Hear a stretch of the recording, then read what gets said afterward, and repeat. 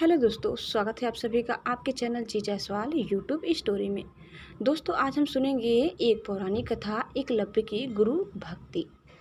आचार्य द्रोण राजकुमारों को धनुर्विद्या की विधिवत शिक्षा प्रदान करने लगे। उन राजकुमारों में अर्जुन के अत्यंत प्रतिभावना तथा गुरु भक्त होने के कारण वे द्रोणाचार्य के प्रिय शिष्य थे। द्रोणाचार्य का अपने पुत्र अश्वत्थामा पर भी विशेष अनुराग था, इसीलिए धनुर्विद्या में वे भी सभी राजकुमारों में अग्रणी थे। किंतु अर्जुन अश्वत्थामा से भी अधिक प्रतिभावान थे। एक रात्रि को गुरु के आश्रम में जब सभी शिष्य भोजन कर रहे थे, तभी अकस्मात हवा के झोंके से दीपक बुझ गया। अर्जुन ने देखा, अंधकार हो जाने पर भी भोजन के कौर को हाथ मुंह तक ले जाता है।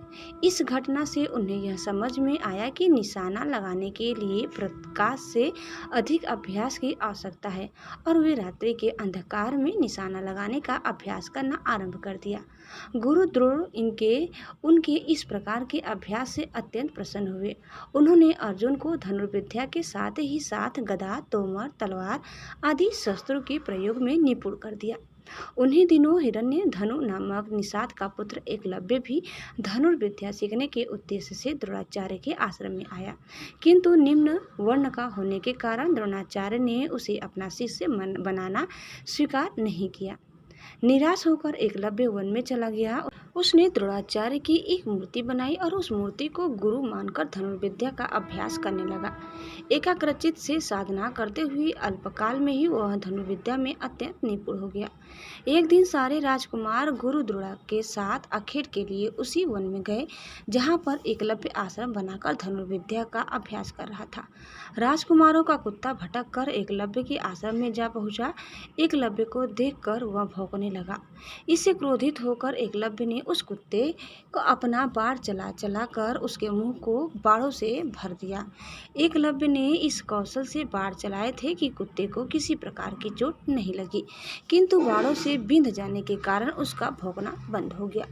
कुत्ते के लौटने पर जब अर्जुन ने धनुर्विद्या के उस कौशल को देखा, तो वे द्रोणाचार्य से बोले, हे गुरुदेव, इस कुत्ते के मुंह में जिस कौशल से बाण चलाए गए हैं, उससे तो प्रतीत होता है कि यहाँ पर कोई मुझसे भी बड़ा धनुर्धर रहता है।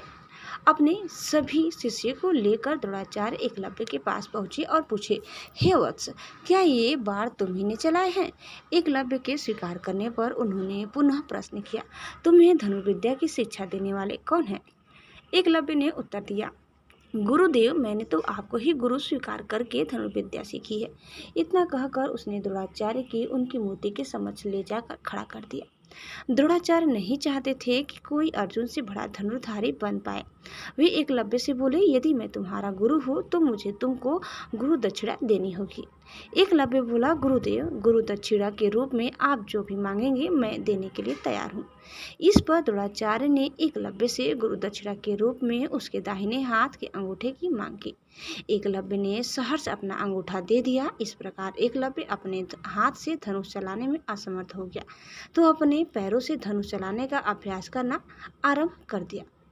दोस्तों, इस प्रकार कथा यही समाप्त होती है। दोस्तों, उम्मीद करते हैं कि आपको हमारी ये आज की यह कथा जरूर पसंद आई होगी। कैसी लगी कमेंट करके बताइए। चैनल में नए हैं तो प्लीज़ लाइक, शेयर और सब्सक्राइब करना न भूलें। धन्यवाद। जय श्री कृष्णा, जय श्रीमन नारायण। एक बार प्रेम से बोलिए, श्री बांके बिहारी लाल की जय। राधे राधे।